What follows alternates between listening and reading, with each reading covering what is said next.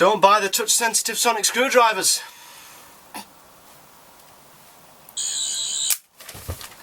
Hello, I'm James Wilson.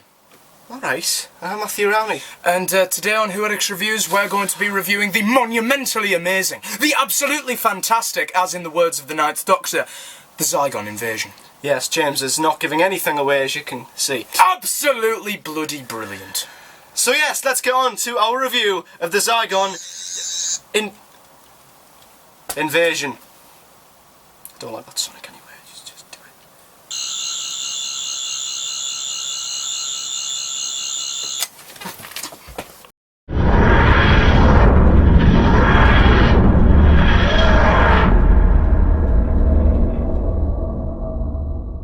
So then, Matthew, judging by my ominous and rather cryptic thing that I said in the intro, what do you think my opinion is of the absolutely brilliant the Zygon Invasion?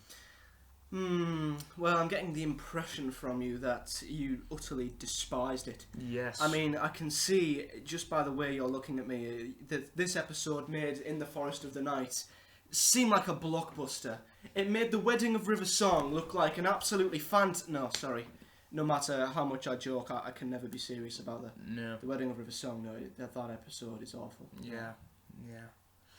Anyway, so the episode began in the best way it possibly could to begin this two-parter, which is a previously trailer of the 50th anniversary special, The Day of the Doctor. Specifically, the Zygon subplot in that episode, which we all know was the part of the plot of the special that kind of fell flat in it, and even Stephen Moffat and Jenna Coleman have even admitted that they didn't get to explore the Zygons as much as they wanted to in that special, because of course they had the grand plot, which was completely understandable. But this two-parter was a great way of justifying that, and it started brilliantly with previously, and bringing back the clip with the 10th and 11th and War Doctor. Oh, it made me want to watch the special, if I'm honest. Yeah, that is the only way they could have opened the episode up, actually. Because the 50th, obviously, it's such a loved episode, and the only problem with it, I mean, you can say, as you know, everyone wants to say that the 50th was perfect, but it isn't. Because of that very subplot that fell through the cracks. But this pre-title sequence was like the bridge between the 50th and this. It justified what had happened to the Zygons since, and it also justified what happened to Osgood, which I was personally dreading, because we know we've seen it many times when a character dies and gets brought back. It's very naff. And, it's just not believable. It doesn't work most of the time. But I'll admit, Osgood, the way she survived, the way the Zygons integrated themselves into the human race, worked very well. Yes. And it was probably the best possible pre-title sequence that they could have done. Yes, I think. Yeah, definitely. And then we go on to a scene with both Osgoods, and I got to say that scene was very Osgood. It was very Osgood. Get it? Because her name is like good. Moving on. Now, yes, so that scene between the two Osgoods was a very good scene. Forget about it. Yep. And I think that that sort of that justified the narrative. It sort of they started it so that in that way brilliantly. I actually can't believe how perfectly structured a narrative this episode actually is. With all the films and all the TV shows that I've watched, and quite a lot of times they've confused me and some things haven't been justified, but I actually can't believe how perfectly structured this episode is. And the fact that they begin it with explaining what is to come after it, with both these Zygons logging, videoing what they're saying, and stuff like that. And it not only did it justify the narrative of the episode, but it also justified Osgood's death in Death in Heaven. Yeah, I've got to agree, actually. It did, yeah. I mean, I can imagine if Moffat was writing this, he would have flung us headfirst into the action, and we wouldn't have found out what was actually going on until 20 minutes later. He would have structured it differently. We would have had the middle at the beginning and then the start at the end. But with this, Peter Han has kind of gotten... you got all of the explaining out of the way. Now, before anyone starts to bash us, because I've noticed in I think every single one of our reviews, we've bashed Stephen Moffat every single time. But before anyone starts to bash us for this, we are aware that this is Stephen Moffat's concept for the episode.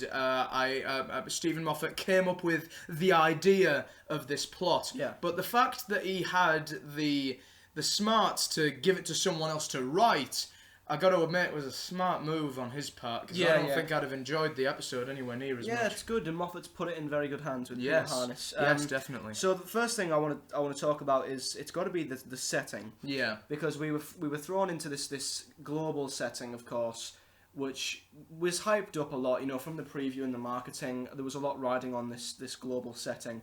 And I've got to say, it was so refreshing to have a story in modern day that had such a global setting, that had stuff happening in each corner of the world. It made the episode feel much like it had a bigger budget. It felt like they were putting lots of effort. I mean, in many episodes we've seen, where they've spent the entire episode running around corridors in a studio somewhere that probably cost next to nothing. But with this, they went all out.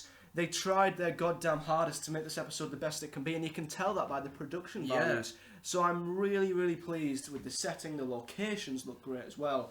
It's refreshing to see them trying really, really hard with an episode. Yeah, I completely agree. I mean, the fact that they've made this episode look very international, it made the whole Zygon Invasion thing, it made that look global, and I think that they really did pull that off. I love that there wasn't one shot of outer space or anything like that, and although the Russell T Davies era was very much set on Earth, and there was always still one shot of a spaceship out above Earth or anything, but there was nothing like that. It was all very earthbound, more so than anything Russell really did, because although Russell's was very earthbound, there was at least one scene of outer space and stuff, but this was grounded, and I love that about it. It made it feel like the shift in tone was amazing as well. There was a whole new tone. I mean, when they marketed that, and Jenna Coleman and Peter Capaldi were saying, "Oh, this is a new tone for Doctor Who," I didn't really buy that, because I was like, no, I can't think the tone would be really that good. But I was like, wow, the tone is actually quite good. I mean, we can't deny seeing Kate Stewart with that gun in that Mexican village was a pretty awesome shot, right? I've got to say that was pretty darn awesome. Hashtag Kate Stewart for the next James Bond. No. But no, I think Kate Stewart was absolutely amazing in this episode as well. Kate Stewart was absolutely phenomenal. In fact, everyone was on their top game, I felt, and it was great to see the Doctor being that peacekeeper, to be the guy that was trying to keep the peace between two races and trying to stop the war from really breaking out, because that's what the Doctor does. Yeah, what did you think of... because we had theories in the preview of how the episode would start, and we were both wrong. Because they were integrated, and some people have thought this was a little bit weird. I mean, some people have said, oh, it's out of character to have a villain as menacing as the Zygons just gently be placed into the human race and be living amongst them. I think that's wrong. What's wrong with an alien race that's not trying to kill everybody for once? I think it was a very interesting concept, seeing the Zygons already, 20 million... when I heard in the trailer 20 million Zygons have infiltrated Earth, I thought it was like, oh, they've just arrived and they're taking over, but they were already there. Yeah. They've already been living amongst everybody. And I thought it was nice to see the Zygons come out of their shell. A faction broke out, and their motives was that they wanted to be themselves. Yeah. And that they wanted to be their own species, and they didn't want to hide behind human skin anymore, which I thought was great. Yeah. It was different. It was. And I don't get why people have such a problem. I know.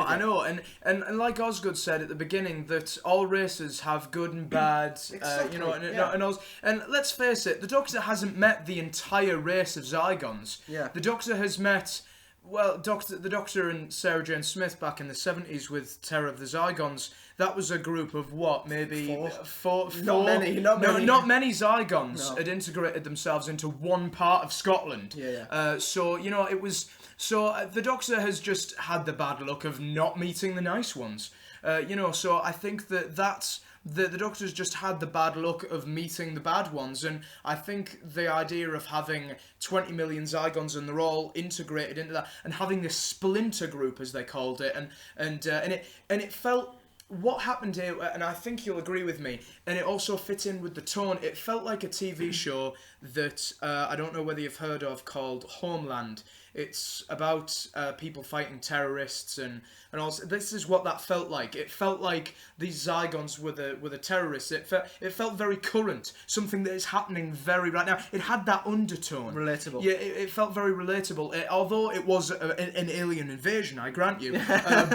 But I will say that it had that sort of undertone of, you know, that sort of something that is happening that is happening right now in foreign countries, where people are getting killed and stuff like that. I don't want to make it too political and too, you know, but it does have that undertone, and I love that about this episode, and I hope they continue that with next week. Yeah, I do as well. It was a different take on what an invasion is. I think people were expecting there to be, you know, ships flying in from the sky and shooting people down and, you know, that typical destructive invasion, but it wasn't. It was more of an infiltration more than an invasion. They should have called it the Zygon Infiltration. But yeah, I loved how they were split off into different sections of the world. And, you know, instead of just having, like, in the Forest of the Night, yes, I'm going to use this as an example. This is an example of an episode that failed to grasp a global scale. Yeah. They claimed that the entire planet had been taken over by trees, and all they did to justify that was showing a few different news reports from around the world of, oh, it's a city, but they photoshopped trees onto it, CGI trees, all that.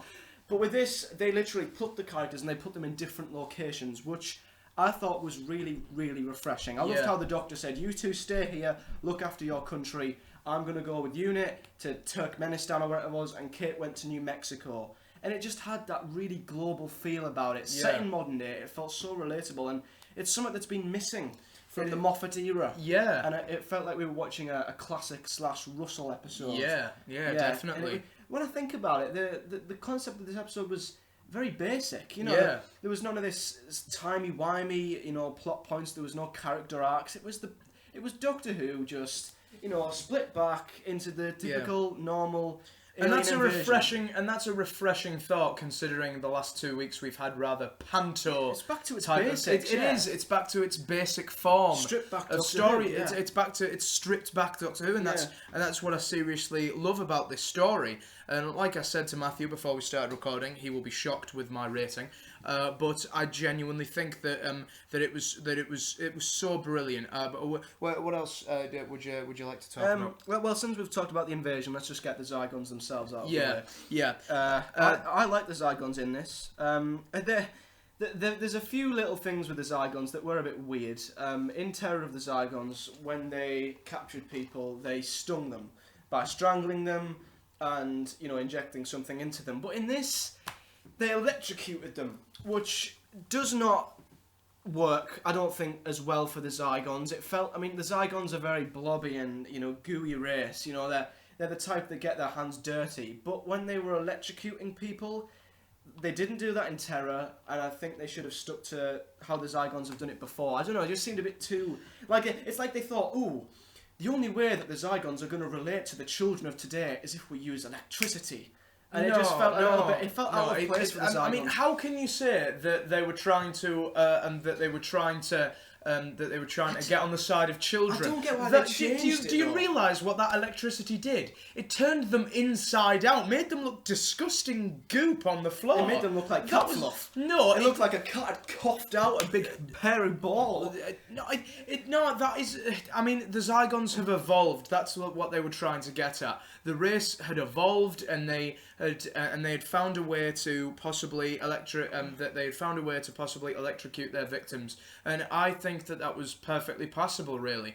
I mean, come on, there are loads of different revamps of villains that we've seen over the years that have got new, completely different capabilities. I really don't see how that's a problem. They didn't even use electricity in the Day of the Doctor, so that's.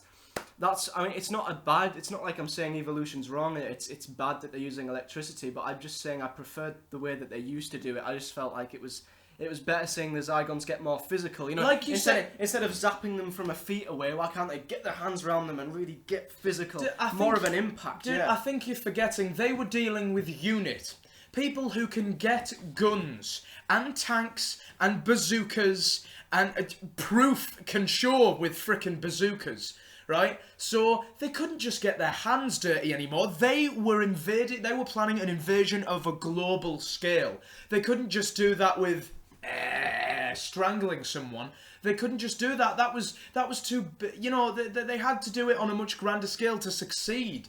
They were thinking about victory. They were thinking about success. And so what I think is that the electrocution, although, you know, I get where you're coming from, you know, I get why you feel that way, but they were trying to up their ante a little bit, make themselves a little bit better so that, you know, they wouldn't have just been blown away easily. You know, so in my opinion, I think it was a great idea. I don't think it suited the Zygons. I think that's something that would come from a Cyberman's arm, not a Zygons. But their design looked good.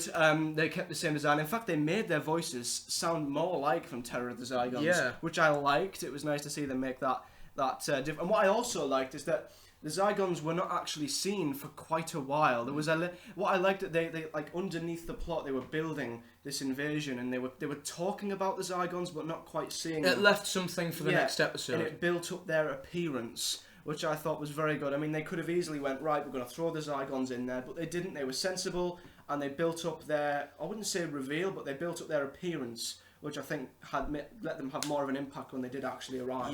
They dealt with that well, and like it kind of goes with what you were saying earlier about the structure. Yeah. The structure of how they built up the villain was very good, very steady. There was no rush of pacing or anything like that, and I'm just glad that we've got a villain that's actually done something good. I mean, when was the last time we had a villain who was actually good in Series 9? I don't know. I actually don't know. The Fisher King was underused. The Maya, Jesus Christ. The Daleks, really. Yeah. Yeah. I think the Zygons... The Daleks were floating around their city for ages and never actually going anywhere. Maybe the Zygons are the best villain so far. Yeah, definitely. I definitely agree with that. On to characters. Yes. Now, I just want to say one other thing. I feel that the action in this... you've been saying for the past few weeks how, you know, you wish that there was more action. And, of course, we differ on this. You know, what I want out of my Doctor Who episode is a lot different from yours. You know, obviously, you expect good acting and so forth. But I prefer much more character-driven stuff, I suppose you could say. But I think that this was an episode, you know, to both our liking, really. Because the acting was great. And from the Doctor, Clara, and surprisingly that Jack, she was actually pretty good. And also, you know, all of these characters, Kate especially, was absolutely brilliant in this episode, and the action was relentless but not tiring. Exactly. So I think that this was finally a great balance. So # Peter Harness for head writer. I know. Okay. Peter Harness and Toby Whithouse and Nick Briggs together. And Nick Briggs. Yeah. Have a trio. But a problem I've been having recently with episodes is the balance. And I feel like there's been too much of one and not enough of the other, but I will say Peter Harness got this right. Yes, like I said, that's what I was an trying invasion to get has to be it has to be treated well, it has to be introduced, it has to be built up, and it has to have the impact at the end. And he did all of that. Yeah. And in between all of the action-packed scenes with Zygons attacking people and unit and everything, there was nice little scenes between characters as well. Yeah. Where we test to see, you know, are they a Zygon, are they not, you know, and there was always that edginess of characters and if they were a Zygon or not. I mean, every time I saw a character, I was second guessing if they were a Zygon. Yeah. So yeah, Peter Harness did that balance very well. All the characters were great. He certainly did. And speaking of characters, let's get on to the characters. What did you think of the Doctor in this episode? Very good. Yes, I thought it was very, very good. Have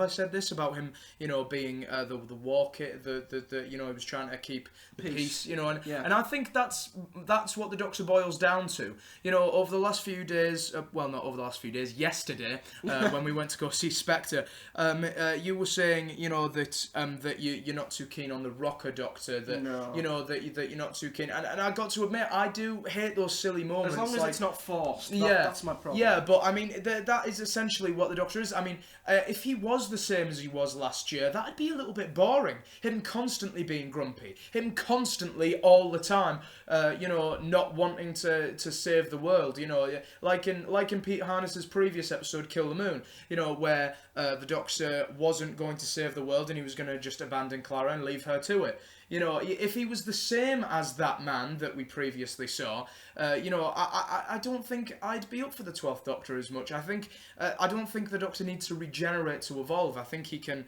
you know, do it within a same regeneration, and I think Clara's helped him out with that in that respect. I think that Clara has helped the Doctor to evolve and make him, in a way, a better man, and I think that this episode has proven that, the fact that he's, you know, willing to just say straight to unit, no, you are not bombing this village. My friend is in there. You know, say, you know, getting what does the Doctor do when only one friend is kidnapped?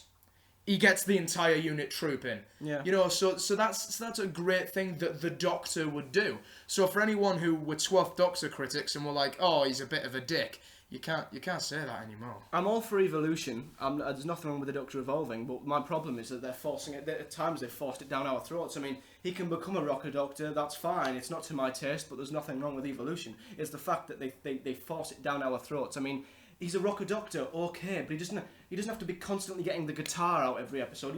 I mean, there are times when he's got the sonic sunglasses on for no godforsaken reason. He's just sat there wearing them, and I'm like, get them off. Yes, you're a rocker. You've turned the sonic technology into sunglasses. We get it. Get them out when you're going to use them. I mean, they're starting to get like Matt Smith's sonic screwdriver. Sometimes he'd get it out, flip it, and put it in his pocket without using it. And 12's getting the sunglasses out, putting them on, and not using them. He wore them for quite a bit of this episode, and he used them once. That's forcing them down our throats. And then when he got onto the plane and he did that peace thing, I was like, oh, for God's sake, get in the plane. So there's still these moments where I'm like, I've got over him being a rocker doctor. That's fine. Whatever. It's when they force it down our throats. It's like they're constantly saying, he's a rocker. Look, guitar, sunglasses, peace signs. And I'm like, I fucking get it. Leave it alone. So yeah. Anyway, he was good in this episode, apart from a few one small rocker thing. But one thing I did love about 12 was when they were going into that village. And I never expected 12 to do this. This gave me a big grin when 12 said, try and kill as least as you can. I mean, any other Doctor would try and have no casualties, but 12 was up for killing a few Zygons. That's badass. Yeah. That is Rebel Time Lord right there. And you say that he wasn't, you know, just because... They're the moments I like. Yeah, well, that's the thing, just because, you know, when he says things and makes decisions that other Doctors wouldn't. Yeah, well, let's just hope that when he loses Clara, maybe he will be a much... he will be a much harsher man, but like I said, I'm up for the peacekeeping Doctor, the one that doesn't want, that doesn't want all-out war to happen. Oh yeah, that is the Doctor. But that is the Doctor, but, you know, I get where you're coming from, but I personally like the sonic sunglasses. Well, my Rebel versus Rocker Time Lord video is going to be interesting. So yeah, then we had Clara, who... well, we never had Clara, actually. Yeah. We had a Zygon. Yes, what a hell of a twist that was. I didn't see it coming. No, neither do I. I mean, we technically we called it in the preview, but I never actually suspected it. People have called this episode predictable, and I'm like, how? How is this? I mean, we've got a Zygon story, so people are obviously going to turn into Zygons. We're obviously going to get nice characters turning. I mean, that's obvious. Yeah. It wouldn't be a Zygon episode otherwise, but... Clara turning and being a Zygon all along. Well, Peter Harness. Yes. Well done, because that twist worked. We had Clara for like the first 5 minutes. Yeah. Yeah, and that was it. It was her getting off the bike, and it was her going into that bedroom to see if the kid was alright, and then going in to see if see her parents. And who came out was a Zygon. Exactly. So so we pretty much only had Clara for a very limited amount of the episode, and that reveal when we found it out was absolutely brilliant. The Doctor, I mean, when Jack worked it out, that was That was when we worked it out. That's what I loved. The fact that Jack worked it out the same time we did. Yeah. We were like, oh yeah, that's right. The Zygons don't replicate duplicates. Those are the... Oh, crap. So that was absolutely brilliant. And the shift... And this is a showcase of Jenna Coleman's acting. Yes. Yes, she can Well act. done, Jenna. Yes, she can act. So, I'm joking. Of course she can act. We know that from Series 8. But the fact that Jenna Coleman immediately, when that reveal is made, she immediately just shifts into a completely different persona. You know, it's like, that's evil Clara. You know, so that's just like, oh, Bonnie or something, I don't know. What the frickin' hell was that all about? But yeah, so, I mean, she turns her head and she just does an evil glare with a little evil smirk on her face.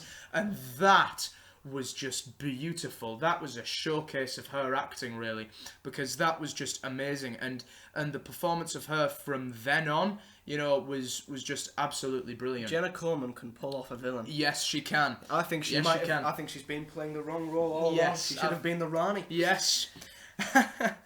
Oh, brilliant. Other characters, Kate Stewart, I thought she was brilliant. I thought she was. I've got one thing. I mean, she really showcased a headstrong character in this episode. She did, and that was kind of a bit of a funny thing because would she really go to Truth or Consequences on her own? Would you go to New Mexico? She's that headstrong. Is she really that? I mean, would you... as far as she knew, it was abandoned. I know, but that's where the Zygon, that's where it all started. You know, that's where Osgood was kidnapped. So, would you go there on her own, or is there secretly backup that we've not seen yet? Maybe there is. I don't know. But again, there was another great twist with the police officer, which was a little bit more predictable, but the reveal still made me gasp. Yeah, the fact that that was the beauty of the episode, and that's how you create a cliffhanger. It built up once again because we saw all of the, I wouldn't say dead, but the fur balls. I'm going to call them that. Yeah. In the boot of the car and in the dustbin. So. Again, Peter Harness, he's good at building things up, isn't he? He is. Yeah. He's absolutely brilliant at starting these things and then finishing them. Well, not quite finishing them because we've still got next week. Yeah. But I do hope he does continue that with next week. And what I loved, again, going back to the splintering off into different countries, it made the episode feel less safe for me.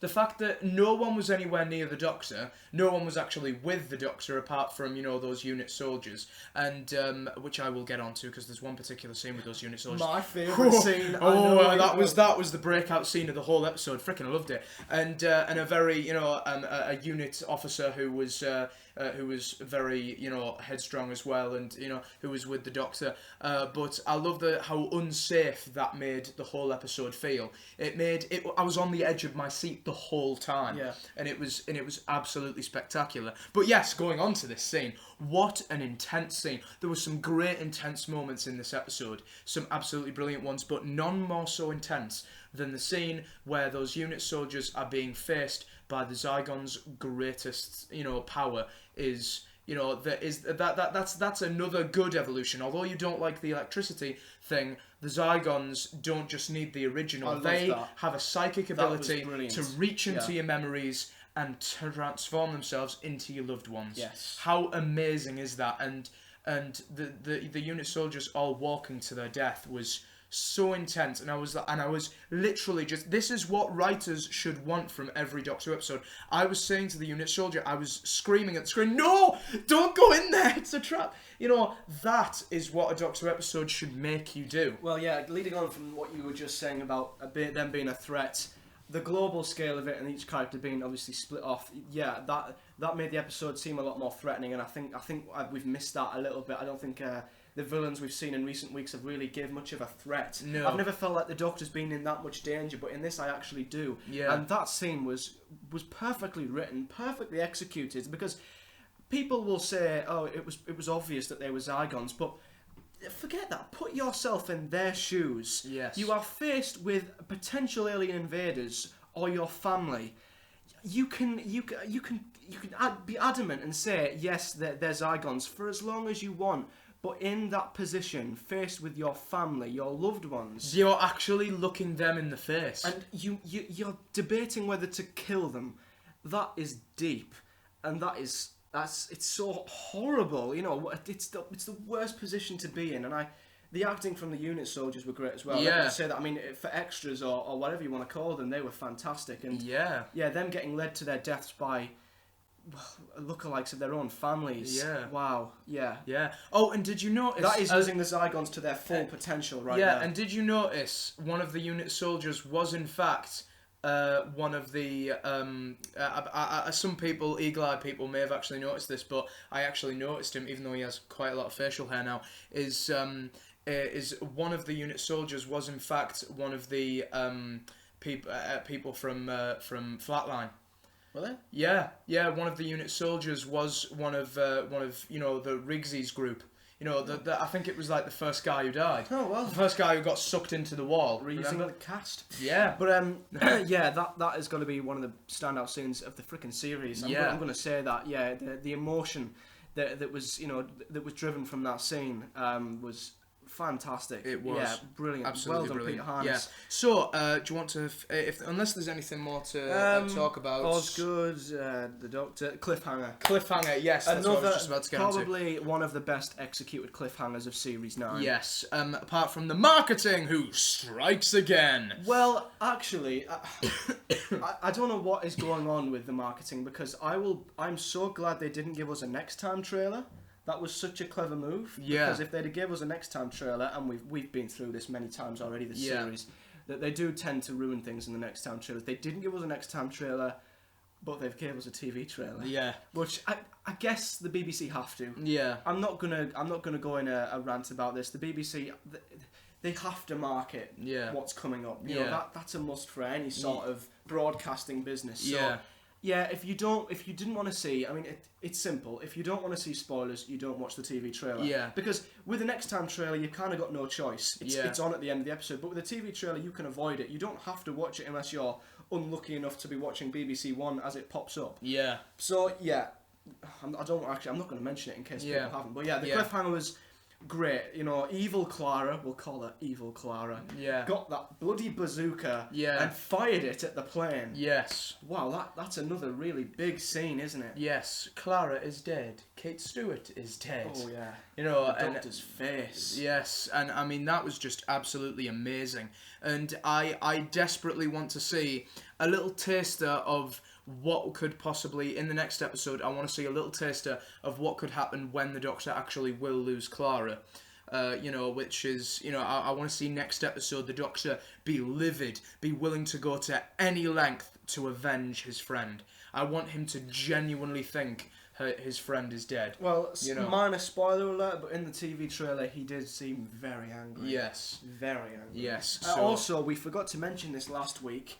They mentioned hybrid again. Yeah. This is the 4th time, I believe, they've mentioned a hybrid. Yes. They mentioned it last week with Maisie Williams, of course, and they've mentioned it, obviously it was in the opening two-parter. Was it in Before the Flood? I think it might have been. Yeah. So yeah, this hybrid keeps popping up. What do you think the hybrid Not could be? this hybrid, but many different hybrids. It's got to be something to do with the finale. Yeah, it might be something to do with the Minister of War that was mentioned in Before the Flood. Maybe, yeah. I don't know, but I think it all is interlinking into the finale. And I love how subtle it all is, how subtle...